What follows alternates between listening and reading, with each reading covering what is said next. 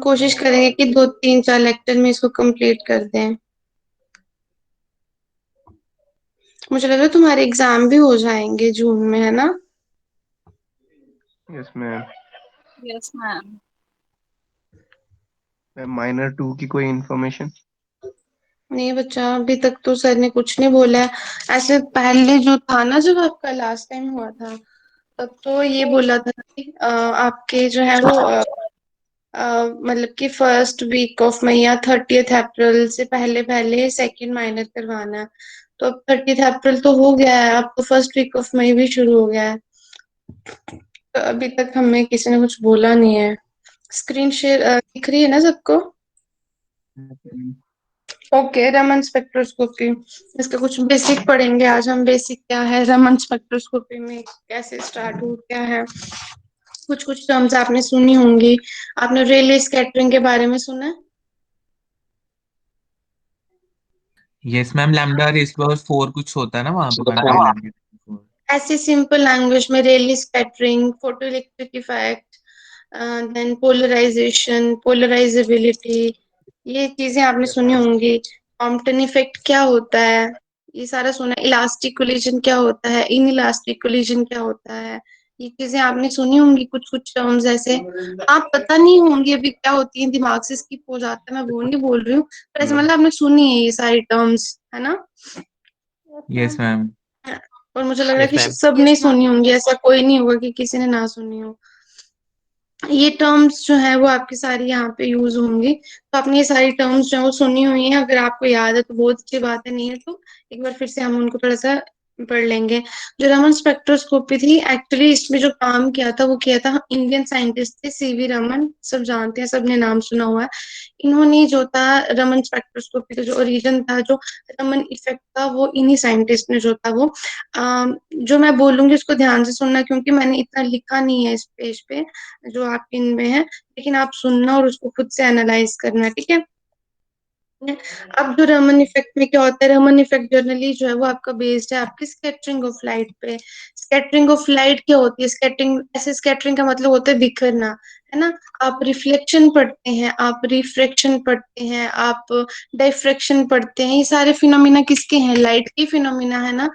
तो अगर आप किसी ऑब्जेक्ट पे फॉल कराते हैं लाइट को, अगर वो ट्रांसपेरेंट है तो उसमें रिफ्लेक्शन भी हो सकती है, अगर प्रिज्म है तो रिफ्रैक्शन होता है, डाइफ्रैक्शन होता है। तो उसी के साथ साथ आपकी लाइट क्या होती है? आपकी लाइट स्कैटर भी हो सकती है ना? ये सारी पॉसिबिलिटीज हैं। जैसे आपके पास कोई बलून है, आप बलून को किसी पे जब मारते हैं तो अगर वो फट जाए तो वो क्या होता है? वो स्कैटर होता है ना, सारा पानी इधर उधर हर एक डायरेक्शन में जो वो स्कैटर हो जाता है ना? तो आपकी जो है वो स्कैटरिंग ऑफ लाइट जो होती है वो जर्नली रमन स्पेक्ट्रोस्कोपी में उन्होंने जो था वो इफेक्ट को, रमन इफेक्ट को जर्नली इसी में पढ़ा था। अब स्कैटरिंग ऑफ लाइट जब हम पढ़ते हैं तो हमारे माइंड में दो फिनोमिना आते हैं। एक आता है आपके पास इलास्टिक कोलिजन और एक आता है आपके पास इन इलास्टिक कोलिजन। अब इलास्टिक कोलिजन क्या होता है? आपने रेले स्कैटरिंग में पढ़ा होगा। आपने जब रेले स्कैटरिंग पढ़ी होगी, रेले स्कैटरिंग में आपने पढ़ा होगा कि आप किसी पे लाइट फॉल करा रहे हैं। अब वो किसी पे आप लाइट फॉल करा रहे हैं, आप किस पे करा रहे हैं? वो आपका इलेक्ट्रॉन भी हो सकता है। इलेक्ट्रॉन क्या है? आपका चार्ज पार्टिकल है, आपका एटम भी हो सकता है और आपका मॉलिक्यूल भी हो सकता है। तो जब भी आप इन एटम पे या मॉलिक्यूल पे या इलेक्ट्रॉन पे आप मान लो किसी एनर्जी की जो है, किसने ज्वाइन किया है,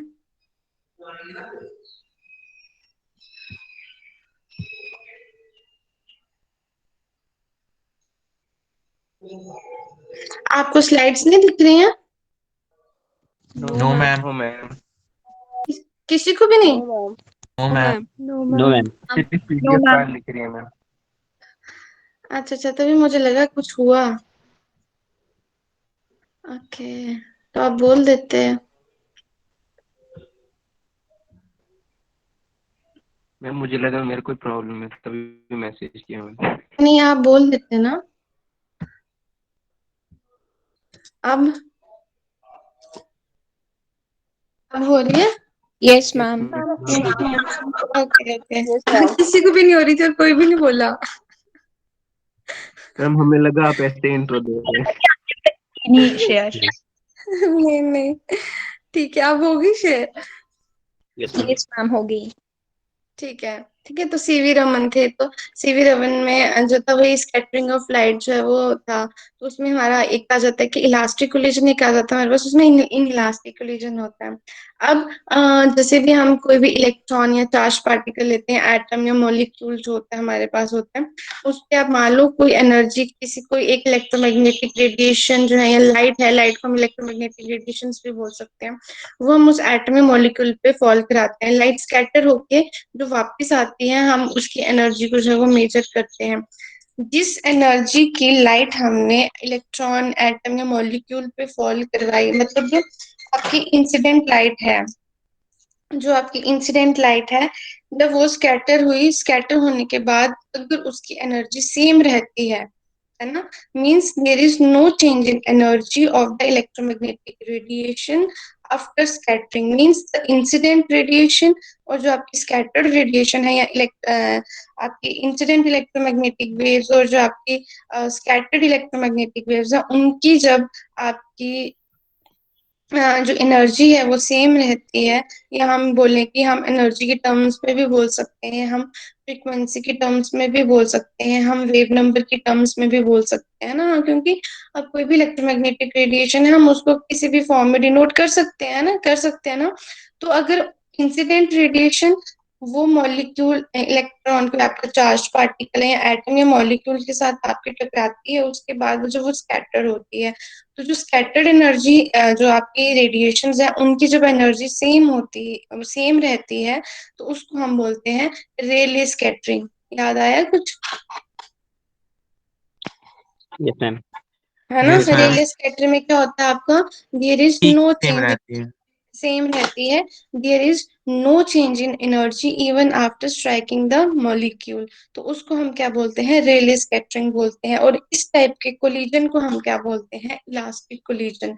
आपने बड़ी बार हम जब पढ़ते हैं एनालिटिक थ्योरी ऑफ गैसेस, हम जब पढ़ते हैं उसमें हम देखते हैं मॉलिक्यूल्स हैं, बड़े सारे मॉलिक्यूल्स हैं, वो निकालते हैं ना, हम उसमें कोलिजन थ्योरी पढ़ते हैं, केमिकल काइनेटिक्स में कोलिजन थ्योरी पढ़ते हैं, हम उसमें कंसीडर करते हैं देयर इज, उसके assumptions हैं, there is elastic collision between the molecules, है ना, पढ़ते हैं ना। तो इलास्टिक कोलिजन क्या होता है, इलास्टिक कोलिजन क्या होता है, suppose you have a wall, wall पे या डोर पे या किसी अलमीरा पे आप जब डोर से बॉल स्ट्राइक कराते हो और वो दीवार को कोई इफेक्ट नहीं करती, वो एज इट इज बॉल आपके वापस आ जाती है। वो डिपेंड करते है कि वो वापस आती है आप किस डायरेक्शन में, किस एंगल में आपने बॉल फेंकी। अगर आप 45 डिग्री पे फेंक रहे हैं तो वो वापस से स्कैटर होके वापस से वो जो बॉल है वो चली जाएगी। तो ये कोलिजन क्या है, ये क्या है आपका, इलास्टिक कोलिजन हुआ ना, कि जितनी एनर्जी से आपने फेंका उतनी एनर्जी से आपका वापस आ गया, है ना, यस मैम। यस है मैम। ना। तो जैसे टेबल पे है, आपका टेबल, आप टेबल पे बॉल मारते हैं, जितनी जोर से आप बॉल मारते हैं उतनी जोर से आपकी बॉल जो वो वापस आ जाती है, मीन्स उसमें कोई एनर्जी में उसका कोई चेंज नहीं आया। तो उस टाइप के कोलिजन को हम बोलते हैं इलास्टिक कोलिजन। इलास्टिक कोलिजन क्या होगा कि दो चीजों के बीच में टकराव है, आपने कुछ फेंका किसी दूसरे मॉलिक्यूल पे, तो उनके बीच में कोई एनर्जी एक्सचेंज नहीं होता है। जिस एनर्जी से आप कोई चीज किसी पे फेंक रहे हैं उतनी ही एनर्जी से वो चीज जो है वो स्कैटर हो जाती है, that is your elastic collision. एक सेकेंड, एक, एक सेकेंड, हाँ।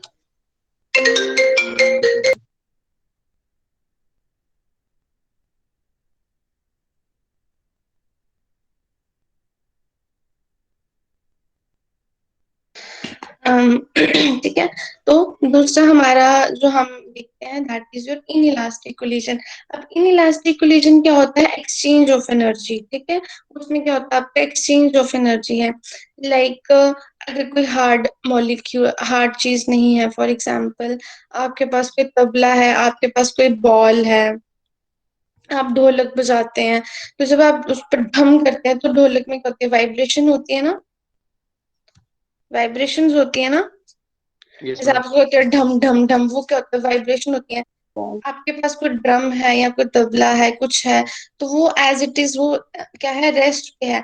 आपने जैसे उसको ढम किया या आप उस पे कुछ स्ट्राइक करते हैं, बॉल स्ट्राइक करते हैं, आप अपने हाथ से मारते हैं, तो उसमें क्या हो जाती है, वाइब्रेशन स्टार्ट हो जाती है, होती है वाइब्रेशन स्टार्ट, है ना।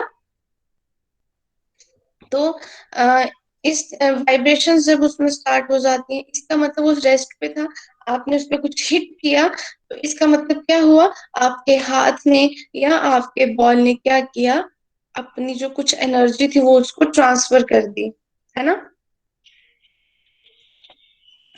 तो जैसे मान लो आपके पास तबला है या आपके पास कोई ड्रम है, उस पे आप बॉल स्ट्राइक करते हैं, बॉल स्ट्राइक करके वापस से जो है वो चली जाएगी, लेकिन आपका जो ड्रम होगा या आपका कोई तबला होगा वो क्या आ जाएगा, मोशन में आ जाएगा, उसमें वाइब्रेशन स्टार्ट हो जाएंगी।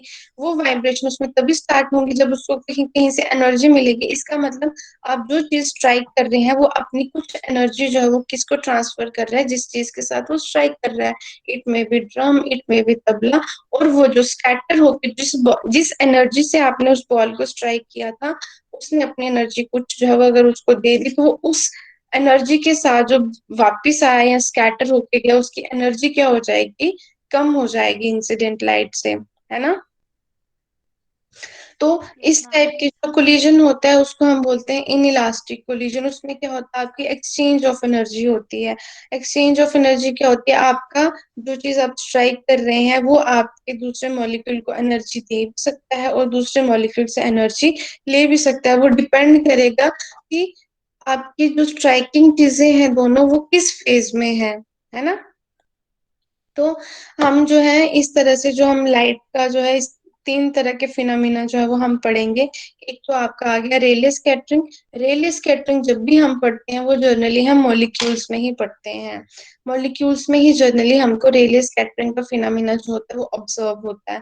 तो इसीलिए इलास्टिक कोलिजन जहाँ पे होगा वहां पे कोई चेंज ऑफ एनर्जी नहीं होगा, और वहां पे क्या होगी, रेले स्कैटरिंग होगी। और रेले स्कैटरिंग कहाँ होती है, आपकी मोस्टली मॉलिक्यूल्स में होती है। जहाँ पे आपका इनइलास्टिक कोलिजन होगा वहां पे क्या, आपका एक्सचेंज ऑफ एनर्जी होगा। जहाँ पे भी आपका एक्सचेंज ऑफ एनर्जी होता है, और आपका ये जर्नली इनइलास्टिक कोलिजन आपको मिलता है चार्ज पार्टिकल्स में। It can be your electron, it can be your proton. तो भी आपका स्मॉल जो चार्ज पार्टिकल्स है उसमें हमको जनरली इनइलास्टिक कोलिजन देखने को मिलता है। और उस टाइप के इफेक्ट को हम बोलते हैं कॉम्पटन इफेक्ट।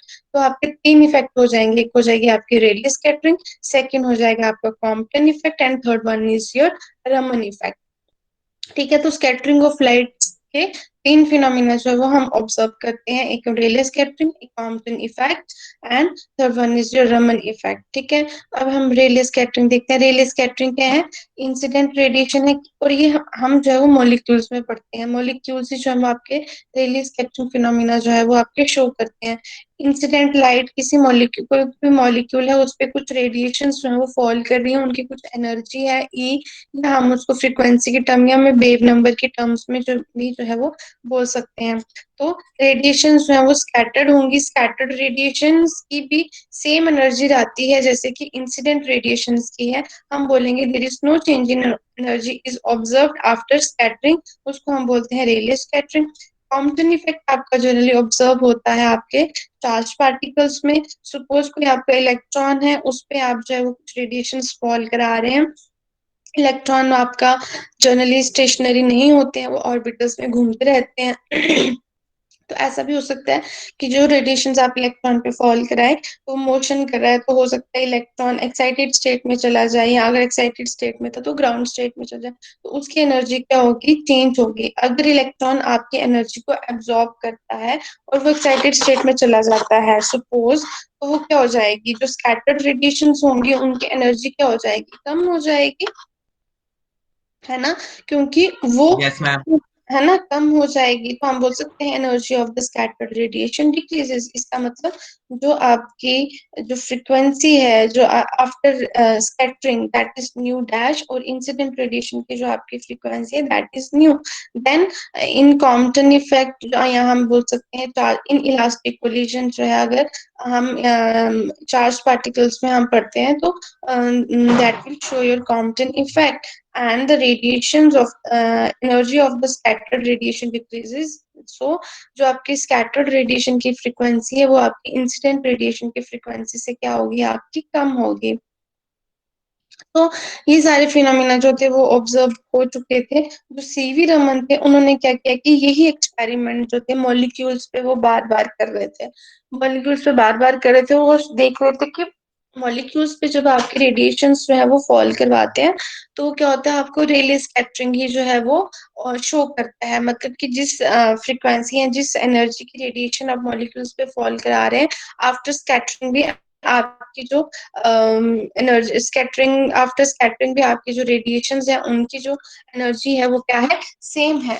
लेकिन उन्होंने क्या देखा कि वंस इन अ मिलियन, मतलब आप मिलियन टाइम्स अगर किसी मॉलिक्यूल पे एनर्जी फॉल करवाते हैं, लेकिन बीच में एक चांस ऐसा भी आता है, उसमें क्या होता है कि आपकी रेलिंग स्कैटरिंग ऑब्जर्व नहीं होती। उसमें क्या होता है कि जो आपकी स्कैटर्ड रेडिएशंस होती हैं, it may have the less और higher energy than the incident radiations, ठीक है। So CV Raman observe in an experiment that once in a million when an electromagnetic radiations fall on the molecule, Rayleigh scattering does not happen. The scattered radiations may happen less or higher energy than the incident radiations. तो ये जो phenomenon था जो कि beyond the Rayleigh scattering था, ये जो था आपको ऑब्जर्व होता था वंस इन अ मिलियन, ठीक है। तो वो जो फिनोमिनन था जो वंस इन अ मिलियन हमको ऑब्जर्व हुआ, या जो सीवी रमन जो थे आपके साइंटिस्ट, उनको जो उन्होंने ऑब्जर्व किया एक्सपेरिमेंट में, उस इफेक्ट को उन्होंने नाम दिया रमन इफेक्ट। तो ये जो आपका रमन इफेक्ट है, वो आपके जो सीवी रमन थे उन्होंने जो था वो डिस्कवर किया, तो इसलिए उसका नाम जो था वो रमन इफेक्ट है। सो रमन इफेक्ट भी क्या हो गया आपका, इन इलास्टिक कोलिजन होंगे, है ना। ये भी क्या होगा आपका, इन इलास्टिक कोलिजन होंगे। तो तीन फिनोमिना आ गया आपका, स्पेक्ट्रिंग आ गया, आपका कॉम्पटन इफेक्ट आ गया, और आपका रमन इफेक्ट आ गया। जो आपका रेले है that belongs to your elastic collisions. Compton effect है वो आपका हमेशा चार्ज पार्टिकल्स में ही ऑब्जर्व किया जाता है, और वो हमेशा आपके इन इलास्टिक कोलिजन्स होते हैं, क्योंकि चार्ज पार्टिकल्स हैं, इलेक्ट्रॉन प्रोटॉन बड़े छोटे हैं साइज में। उनको आप थोड़ा सा भी अगर आप डिस्टरबेंस प्रोवाइड कराते हो, इलेक्ट्रोमैग्नेटिक रेडिएशन की जो एनर्जी होती है वो बड़ी ज्यादा होती है, उनकी फ्रीक्वेंसी बड़ी ज्यादा होती है, तो वो इजीली उनकी मूवमेंट को जो है वो डिस्टर्ब कर सकते हैं। तो इसलिए वहां पे कोलिशंस जो है वो इनइलास्टिक होते हैं। लेकिन जब हम मॉलिक्यूल्स की बात करते हैं, तो वो जनरली आपका रेले स्कैटरिंग ही जो है वो शो करते हैं। लेकिन वंस इन ए मिलियन एक ऐसे इफेक्ट शो होता था जिसमें आपका कोलिजन इलास्टिक नहीं होता था। आपका कोलिजन क्या हो जाता था, between light and molecule in elastic collision जो था वो ऑब्जर्व किया जाता था। अब क्या है, रमन इफेक्ट क्या कहता है, आपकी कुछ रेडिएशंस अगर मॉलिक्यूल पे फॉल करती हैं, तो जो आपकी स्कैटर्ड रेडिएशंस होंगी उनकी एनर्जी आपकी इंसिडेंट रेडिएशन से कम भी हो सकती है, और आपकी इंसिडेंट रेडिएशन से आपकी जो स्कैटर्ड लाइट है उसकी रेडिएशन ज्यादा भी हो सकती है ना। ये अब क्या क्या पॉसिबिलिटी है आपकी, मान लो आपने मॉलिक्यूल है, मॉलिक्यूल पे आपने लाइट फॉल कराई, तो अब क्या क्या क्या क्या पॉसिबिलिटीज हो सकती हैं। आपका जो इलेक्ट्रोमैग्नेटिक रेडिएशंस हैं वो आपके रोटेशनल और वाइब्रेशनल जो लेवल्स हैं दोनों के साथ इंटरेक्ट कर सकती है ना, पॉसिबिलिटी है ना। क्योंकि आपकी इलेक्ट्रोमैग्नेटिक रेडिएशन, हम कोई पर्टिकुलर इलेक्ट्रोमैग्नेटिक रेडिएशंस के बारे में नहीं पढ़ रहे हैं, हम पढ़ रहे हैं सिंपल इलेक्ट्रोमैग्नेटिक रेडिएशन। सो उसकी एनर्जी ज्यादा भी हो सकती है, उसकी फ्रीक्वेंसी कम भी हो सकती है, उसकी फ्रीक्वेंसी ज्यादा भी हो सकती है, इट डिपेंड्स। आप ठीक है, तो वो आपके रोटेशनल हो सकता है, वो सिर्फ रोटेशनल लेवल्स में ही कुछ चेंजेस लाए, या हो सकता है वो आपके सिर्फ वाइब्रेशनल लेवल में ही चेंजेस लाए, या ये भी हो सकता है कि वो आपके दोनों रोटेशनल और वाइब्रेशनल लेवल में चेंजेस लाए, है ना।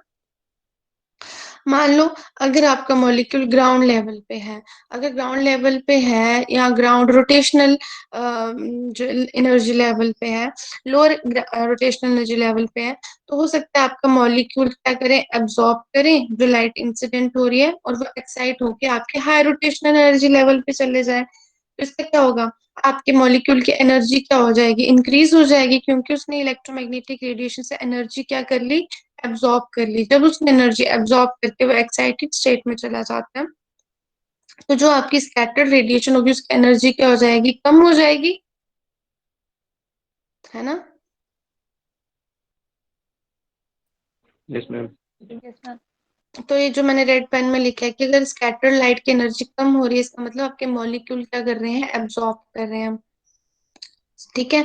तो ऐसा भी हो सकता है कि आपके जो मॉलिक्यूल्स हो पहले से ही एक्साइटेड स्टेट में हो, तो वो क्या करें, अपनी एनर्जी लूज करें, अपनी एनर्जी क्या करें, लूज करें। मॉलिक्यूल आपके एक्साइटेड स्टेट से ग्राउंड स्टेट में जब आएगा वो एनर्जी लूज करेगा, जब वो एनर्जी लूज करेगा तो हो सकता है कि आपकी जो स्कैटर्ड लाइट है उसकी एनर्जी क्या हो जाए, बढ़ जाए इंसिडेंट रेडिएशन से। अगर आपकी एनर्जी बढ़ जाती है स्कैटर्ड लाइट की, उसका क्या मतलब है, आपका मॉलिक्यूल क्या कर रहे हैं, एमिट कर रहे हैं, है ना।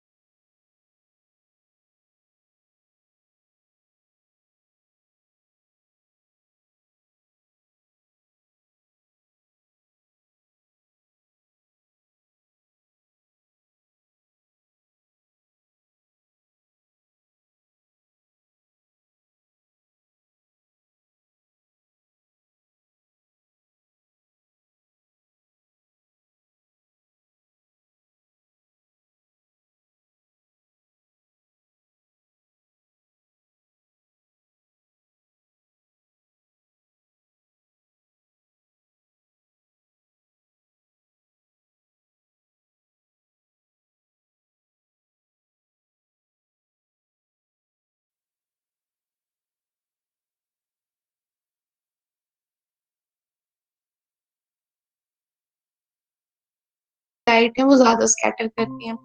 अब रमन इफेक्ट को पढ़ने के लिए हमारे पास दो थ्योरीज हैं, एक है हमारे पास क्वांटम थ्योरी, एक है हमारे पास classical theory. So there are two approaches to explain the Raman effect. और अब हम रमन इफेक्ट को जो है वो दो थ्योरी से हम जो है एक्सप्लेन करेंगे। और आप ये जो है लाइट जो है वो इलेक्ट्रोमैग्नेटिक वेव्स होती हैं, इनकी क्या होती हैं, टू नेचर्स होती हैं इलेक्ट्रोमैग्नेटिक लाइट की। It have the particle nature and it have the wave nature, है ना। सबने पढ़ा ना ये, लाइट जो है वो यस मैम।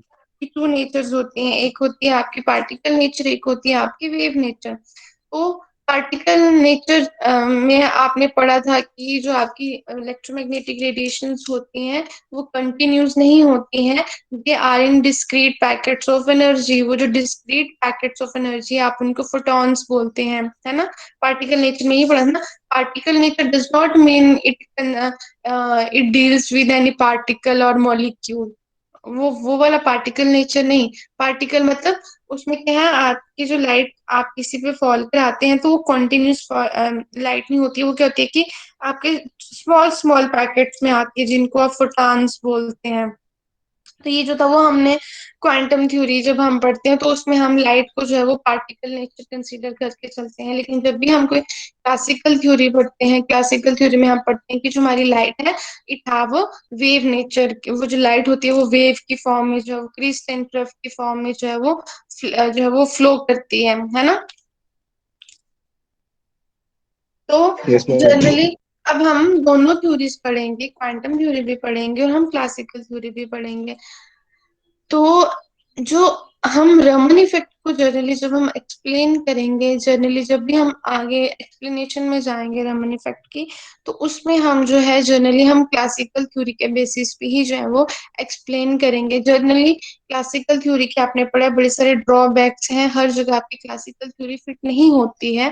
लेकिन हम जो है वो जनरली हम क्वांटम थ्योरी ही हर जगह जो है वो उसको ज्यादा फिट माना जाता है कि क्वांटम थ्योरी जो है वो हर चीज को अच्छे से एक्सप्लेन करती है दान योर क्लासिकल थ्योरी।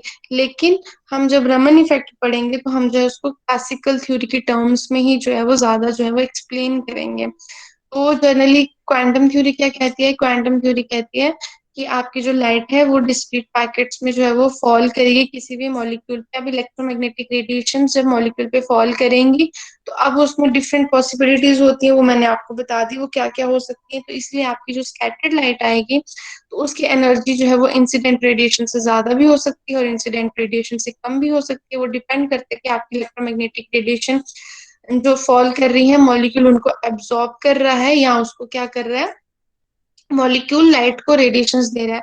सो ये आ गया लेफ्ट साइड पे, देखो एक बॉक्स में लिखा है imagine the ball hits the table, it will bounce back, it likes your relay scattering.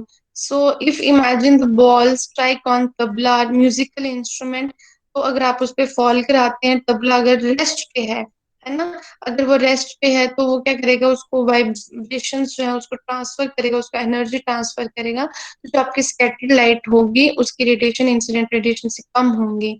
अगर तबला ऑलरेडी वाइब्रेटिंग मोशन में है, अगर वो ऑलरेडी मोशन में है, उसमें वाइब्रेशंस हो रही है, तब अगर बॉल उसको हिट करता है, तो अगर इस तरह का फेज बनता है, जैसे मान लो आपका हाथ है ना, तो अगर वो वाइब्रेट कर रहा है तो हो सकता है जब आप इस पे कुछ हिट करेंगे, अपने बॉल पे हिट करेंगे, सपोज अगर आप अपने हाथ पे कुछ हिट करते हैं, जैसे लेट मी शो यू, मेरा मैंने कैमरा ऑन किया, मेरा दिख रहा है आपको picture, yes ma'am. Yes ma'am. है ना? देखो ऐसे ऐसे करके यस मैम। वाइब्रेशन होगा ना, ऐसे ऐसे करके उसमें जो है वो वाइब्रेटिंग मोशन ऐसे ऐसे करके होता है, ऐसे ऐसे करके। तो मान लो आप बॉल हिट करते हैं, तो हो सकता है जब आप इस पे बॉल हिट करें तो आपकी कुछ वाइब्रेटिंग की पोजीशन इस तरह से हो कि ये आपको क्या करे, इस तरह से है, मान लो इस तरह से कुछ वाइब्रेट कर रहा है, अगर इस फेज में आता है, इस फेज में आता है, अगर इस तरह से बॉल को हिट होगा तो उसकी एनर्जी क्या हो जाएगी, बढ़ जाएगी ना। मतलब वो सारा किस पे डिपेंड कर रहा है, आपका फेस पे डिपेंड कर रहा है। अगर ऑलरेडी वाइब्रेशंस हो रही हैं, अगर आपकी बॉल हिट करती है, तो अगर आपकी पोजीशन इस तरह से बनती है वाइब्रेशन की, तो ये क्या करेगा, आपको उसको हिट करेगा, उसकी एनर्जी क्या हो जाएगी, इंक्रीज हो जाएगी ना। दिख रहा है सबको? Yes ma'am. है ना? तो इस तरह से अगर हिट होता है ना, अगर वो इस तरह से कुछ, मतलब कि वो कुछ इस तरह से अगर वो ऑलरेडी मोशन में है, कुछ बॉल या कुछ भी चीज उस पर स्ट्राइक करती है, तो मे बी कुछ एक ऐसा फेज बनता है, वो क्या करता है, अपनी जो वाइब्रेटिंग मॉलिक्यूल है वो इंसिडेंट लाइट को क्या कर देता है, एनर्जी ट्रांसफर कर देता है ना। तो वो जो एनर्जी ट्रांसफर करेगा, तो जो स्कैटर लाइट होगी तो उसकी एनर्जी क्या हो जाएगी, आपकी इंक्रीज हो जाएगी। सो अब आप राइट साइड पे देखो, व्हेन इलेक्ट्रोमैग्नेटिक रेडिएशन या photon strike the molecule, molecule में absorb photon and start vibrating rotating और both, then the scattered photon have the lower energy. If molecule is in motion, या तो वो वाइब्रेट कर रहा है, रोटेशन है, या बोथ है, उसमें दोनों मोशंस हो रही हैं, striking photon may strike in a phase so that absorb energy and hence scattered photon have the higher energy, right? तो ये दो पॉसिबिलिटीज जो है वो हो सकती हैं। अब हम जो है वो इसको जो है वो स्टडी करेंगे in terms of the Jablonski diagram. Jablonski diagram पढ़ा है ना सबने कॉलेज में, फोटोकेमिस्ट्री में, आप जो फ्लोरिसेंस और फॉस्फोरेसेंस पढ़ते हैं। Yes ma'am. Yes ma'am. है ना, उसने उसमें पढ़ा होगा कि वो एक्साइटेड हो जाता है, एक्साइटेड स्टेट से वो कुछ और दूसरी स्टेट में चला जाता है जहाँ पे वो रेस्ट करता है। पढ़ा ना आपने वो, सिंगलेट से ट्रिपलेट, ट्रिपलेट से सिंगलेट अगर आता है तो वो फॉस्फोरेसेंस होता है, अगर वो सिंगलेट से सिंगलेट में ही जा रहा है तो दैट इज फ्लोरेसेंस, है ना। Yes ma'am. क्या याद आप, यस मैम। भूल जाता है, अगर आप एक हफ्ता भी नहीं पढ़े तो वो चीजें भूल जाती हैं। तो यस ये मैम, था। इसमें इंटरनल सिस्टम कन्वर्शन, क्रॉसिंग और हाँ, internal inter-system crossing and internal conversion. Internal conversion gives you the fluorescence and inter system crossing से वो क्या होता है, वो सिंगलेट से ट्रिपलेट स्टेट में चला जाता है और वहां पे वो कुछ देर रेस्ट करता है, तो धीरे धीरे वो वहां से जो है वो ग्राउंड स्टेट में, and that phenomena causes your phosphorescence, right. ठीक है। So in terms of quantum theory हम जो है वो इसको हम अंडरस्टूड करते हैं in terms of the Jablonski diagram. First देखो उसमें क्या है, आपका मॉलिक्यूल जो है उस पे इलेक्ट्रोमैग्नेटिक रेडिएशंस पड़ रही हैं, वो वर्चुअल स्टेट पे जा रहा है, वर्चुअल स्टेट से वापस से वो आ जाता है, कोई भी फिनोमेना वहां पे नहीं होता, तो ये क्या हो गया, आपकी रेडियो स्कैटरिंग होगी। सपोज अगर आपकी रेडिएशंस किसी मॉलिक्यूल पे फॉल कर रही हैं जो कि ऑलरेडी ग्राउंड स्टेट में है, वो आपका जब एक्साइटेड स्टेट में चला जाता है, जब वो आपका एक्साइटेड स्टेट में चला गया, मान लो जब वो एक्साइटेड स्टेट में जब वो चला जाता है, तो वापिस से वो जो है वो ग्राउंड स्टेट में नहीं आ रहा, वापिस से वो ग्राउंड स्टेट में नहीं आ रहा, वो कहाँ पे आ रहा है, वो आपकी किसी हायर या फर्स्ट एक्साइटेड स्टेट या किसी हायर एक्साइटेड स्टेट में ही जब वो वापिस आता है। वो इसका क्या मतलब है, इसका क्या मतलब है कि जब वो किसी हायर एक्साइटेड स्टेट तक ही आएगा, तो वो जो एनर्जी एमिट करेगा, वो एनर्जी क्या होगी जो एमिट करेगा, वो कम एनर्जी होगी इंसिडेंट रेडिएशन से, है ना। E1 रेडिएशन जो है वो आपके मॉलिक्यूल पे फॉल कर रही है, वो एक्साइट होके ऊपर किसी हायर वर्चुअल स्टेट पे चला जाता है, जब वो एनर्जी एमिट कर रहा है, वो E2 एनर्जी एमिट करता है, और वो किसी हायर या फर्स्ट एक्साइटेड स्टेट पे या किसी हायर एक्साइटेड स्टेट पे ही क्या करता है, रेस्ट करता है, वो पूरा ग्राउंड लेवल पे नहीं आता। तो इसका मतलब क्या हुआ कि जो आपकी जो उसने रेडिएशंस एमिट करेगा, उसकी एनर्जी आपकी इंसिडेंट रेडिएशंस की एनर्जी से क्या होगी, कम होगी। Means your E1 is greater than your E2, inelastic collision होगा, है ना कहीं Yes, पे। ma'am. तो इस टाइप की जो आपको लाइंस मिलेंगी स्पेक्ट्रम में, उनको हम बोलते हैं स्टोक्स लाइन। क्या बोलते हैं उसको हम, स्टोक्स लाइन। Stokes line. ठीक है। तो हो सकता है मॉलिक्यूल, जैसे मैंने आपको बोला कि अगर मॉलिक्यूल पहले से ही कहीं वाइब्रेटिंग मोशन या रोटेशनल मोशन में है, तो इसका मतलब मॉलिक्यूल क्या है आपका, ऑलरेडी अगर किसी एक्साइटेड स्टेट में है, उस पे आप जब एनर्जी फॉल कराते हैं E1, तो वो आपका जो है वो किसी हायर एनर्जी स्टेट या किसी वर्चुअल स्टेट पे चला जाता है। तो वो क्या करता है, लेकिन जब वो एनर्जी को एमिट करता है, उसके पास ऑलरेडी जो एनर्जी थी वो वाली एनर्जी भी एमिट कर दी, क्योंकि वो जब हायर एनर्जी स्टेट पे होगा तो उसकी एनर्जी ज्यादा होगी ना देन द ग्राउंड स्टेट। वो ऑलरेडी एक्साइटेड स्टेट में था, वो वाली एनर्जी भी एमिट कर दी, जो उसके पास ऊपर रेडिएशन फॉल की वो भी एनर्जी उसने एमिट की। सपोज अगर वो जो है वो 50 जूल्स ऑफ एनर्जी एब्जॉर्ब करता है, लेकिन वो एमिट कितनी कर रहा है, 70 जूल्स, है ना, यही मतलब हुआ ना उसका। तो जब वो हायर रेडिएशंस ऑफ एनर्जी जो है वो एमिट करता है, तो उसको हम, वो जो लाइन स्पेक्ट्रम में मिलती हैं, उनको हम बोलते हैं एंटी स्टोक्स लाइन। और वो कोलिजन भी क्या होगा आपका, इन इलास्टिक कोलिजन होगा।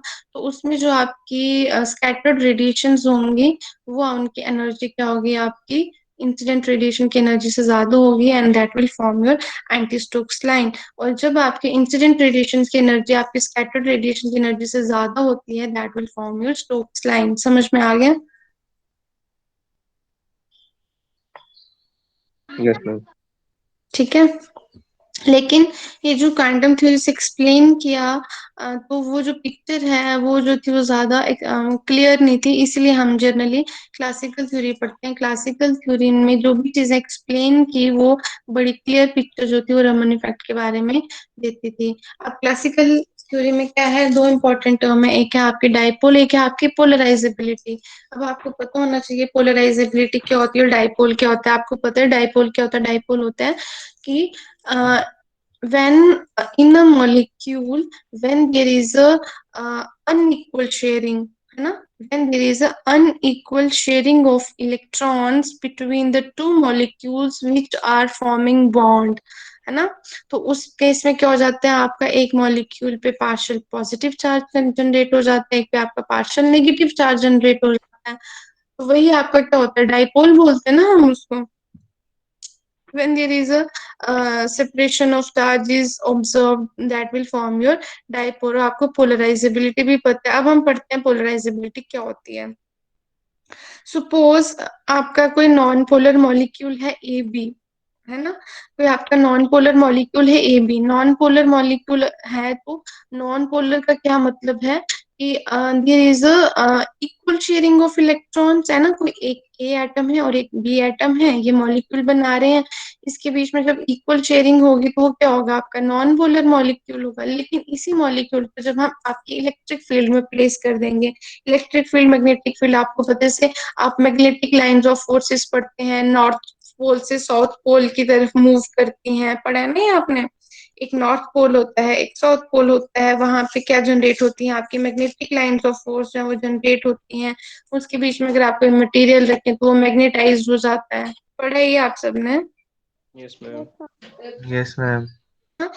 तो वैसे ही आपकी जब हम किसी नॉन पोलर मॉलिक्यूल को इलेक्ट्रिक फील्ड में रखते हैं, इलेक्ट्रिक फील्ड होगा तो वहां पे क्या होंगी आपकी इलेक्ट्रिक फील्ड होगी, तो वहां पे इलेक्ट्रिक मैग्नेटिक ये इलेक्ट्रिक लाइंस होंगी जहां से वो पास करेंगे, और वो कहाँ से कहाँ मूव करती हैं आपके पॉजिटिव पोल से नेगेटिव पोल में मूव करती हैं। तो जब आपने एक नॉन पोलर मॉलिक्यूल को इलेक्ट्रिक फील्ड में रखा, तो उसमें क्या होगा, जो आपका शेयर्ड पेयर ऑफ इलेक्ट्रॉन है वो आपके ऑपोजिट पोल की तरफ क्या करेंगे, मूव करेंगे, है ना। और ये आपने याद रखना है कि जो आपने इलेक्ट्रिक फील्ड अप्लाई की है ये क्या है, आपकी static electric field. Static electric field का मतलब है आप उसकी इंटेंसिटी को चेंज नहीं कर रहे हैं। जितनी आपने एक बार इंटेंसिटी जो है वो अप्लाई कर दी वो उतनी ही रहेगी, हम उसको कम ज्यादा नहीं कर रहे हैं। इलेक्ट्रिक फील्ड को जनरली हम इन टर्म्स ऑफ वोल्ट पढ़ते हैं कि आप कितनी वोल्ट अप्लाई कर रहे हैं, आप 1 वोल्ट अप्लाई कर रहे हैं, आप 2 वोल्ट अप्लाई कर रहे हैं, मतलब वो स्टैटिक, वो चेंज नहीं होंगी, वो आपकी उसकी इंटेंसिटी क्या रहेगी, सेम रहेगी। जो आपने एक बार अप्लाई करना शुरू कर दिया थ्रू आउट ऑफ वही अप्लाई करेंगे। तो आपने किसी मॉलिक्यूल को स्टैटिक इलेक्ट्रिक फील्ड में रख दिया, जब आपने उसको किसी स्टैटिक इलेक्ट्रिक फील्ड में रख दिया तो जो शेयर्ड पेयर ऑफ इलेक्ट्रॉन होगा वो कहाँ मूव करेगा, अपोजिट पोल की तरफ मूव करेगा। तो धीरे धीरे जो नॉन पोलर मॉलिक्यूल था उसके जो शेयर्ड पेयर ऑफ इलेक्ट्रॉन थे वो पॉजिटिव पोल की तरफ मूव करना शुरू हो जाएंगे। तो मतलब जो आपका इलेक्ट्रॉन क्लाउड है वो किसकी तरफ मूव करेगा, ए मॉलिक्यूल की तरफ जो है वो मूव करेगा, है ना, ए मॉलिक्यूल की तरफ मूव करेगा। तो आपका इलेक्ट्रॉन क्लाउड जो है वो किस साइड हो जाएगा, आपका लेफ्ट साइड हो जाएगा, मतलब आपका पॉजिटिव पोल की तरफ जो है वो हो जाएगा।